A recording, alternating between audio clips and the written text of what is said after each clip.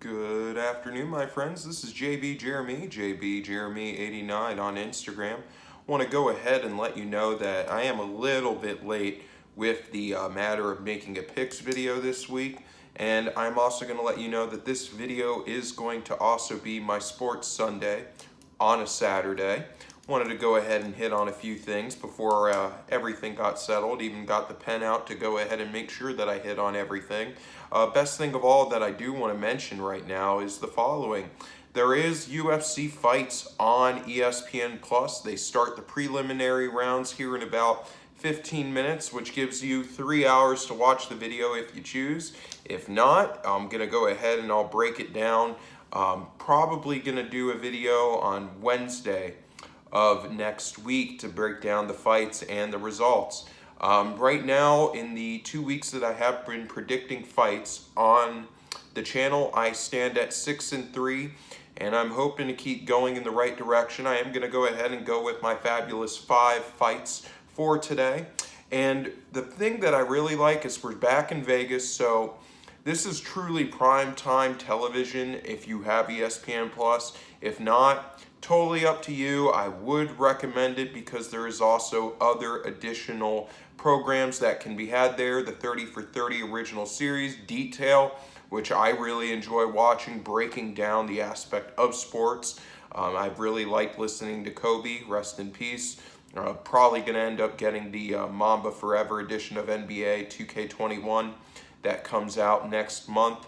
But in the meantime, fights are needing to be predicted and a hat needs to be explained. Going with America's team, I have 2 Dallas Cowboys hats. Everyone goes, why the Cowboys? I say, they're my NFC team, and my AFC team is Cleveland. I always make the joke, got to balance out the winning percentage. But you could have honestly said a 500-year last year from the Cowboys isn't much to be barking about. And I say barking because, of course, I am a Browns fan for the AFC, and I'd say that the Browns do take priority over the Cowboys. But with all that being said, I still like watching them. They've got great talent. They have one of my favorite quarterbacks in the NFL in Dak Prescott. I will give Ezekiel Elliott credit where credit is due. And I'm really hoping for CeeDee Lamb to put on number 88 in a Dallas uniform, follow that legacy of what that means. I don't even start with Michael Irvin. I start with Drew Pearson. Drew Pearson was probably one of, if not the best players of the 70s. He had his off-field issues. I get it. But you can look at talent and know what you're watching when you see his highlights. A great play that he once made against Minnesota. One of the big highlights that I can remember. This is something I looked up without even, dad or uncle or any family member in the ear. I just looked it up. So Drew Pearson is really where it starts with the Dallas wide receiver core. Then you go to Michael Irvin. Then I would honestly still credit T.O. for being there, doing his own thing.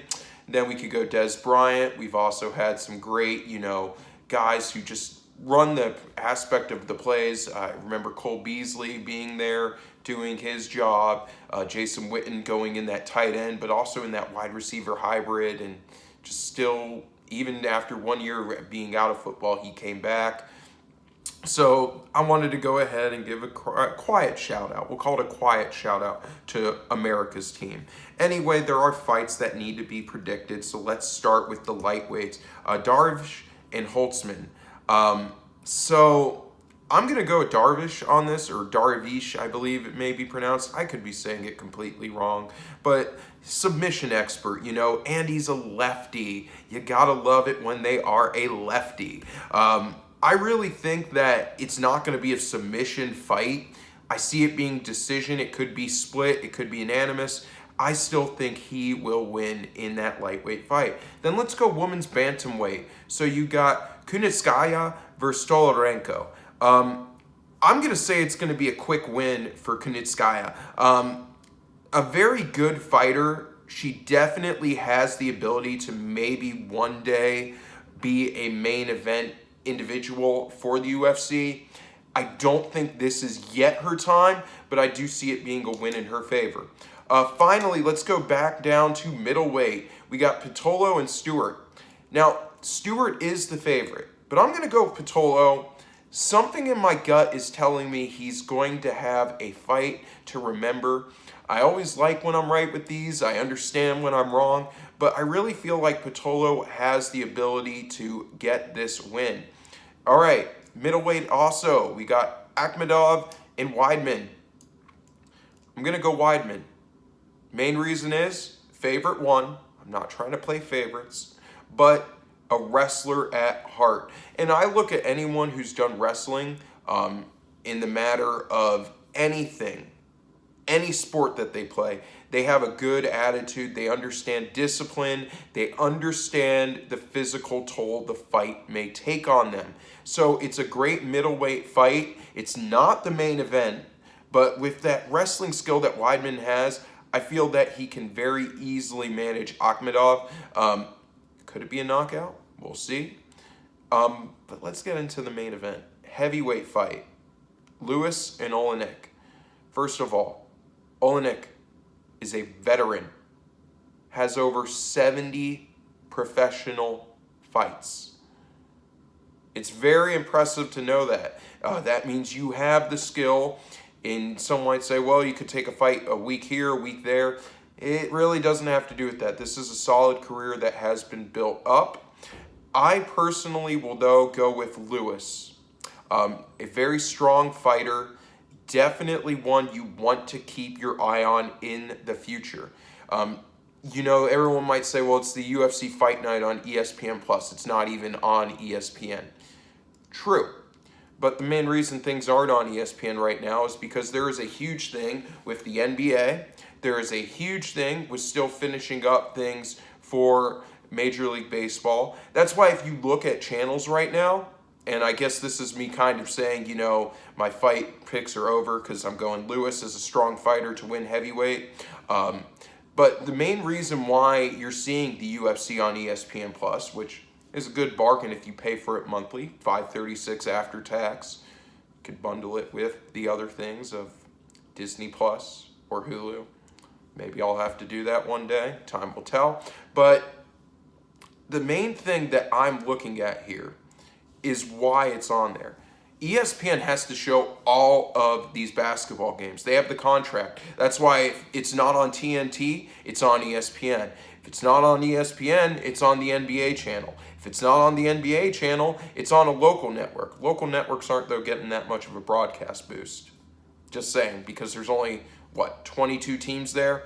They're showing pretty much all these games nationally televised or on the NBA network. So, because of that, they have to move events like UFC Fight Night that was dominating rating views on ESPN for the months of May and June. It has to now be moved to ESPN Plus or other things. Now, we've got pay-per-view fights coming up next weekend. It's going to be an awesome event for UFC. They're going to have fun. But until then, you got these minor fight nights. And they also had the Contender Series that was on ESPN Plus. I'm not even taking a look at that. Yes, good thing that they're doing there, having these fights. Nothing, though, that I really am intrigued by. So that's why really right now with the NBA being on ESPN or the NBA on TNT, same thing with baseball. Baseball's on Fox, baseball's on FS1, baseball on ESPN, baseball on ESPN+, baseball on MLB Network. All of the channels have to get their game allowance in. It's all about money, I get it. But at the same time, this is what's going to end up happening. You are going to see further events go on to ESPN+. Now, we'll see what happens here in a month, too, when college football starts to figure out what's happening. And I also, really quick, I know that this video's gone a little longer than the other ones, but I want to give a shout out to the Mid-American Conference for Sports. The Mid-American Conference has gone ahead and made the decision to hold off on all fall sports, including moving football to the spring. I give a very big, praise. I can't say it any other way. Praise right now for what they are doing. We'll see if other conferences follow foot. I don't think it's going to be a major one, but a mid-major conference has done it. So now we've already got our first independent football team that says they're not playing football, and now we've got our first conference that's a mid-major that announces that they are indeed not playing fall sports. Until I talk to you next Wednesday, JB Jeremy, JB Jeremy 89 on Instagram. Everybody, stay safe.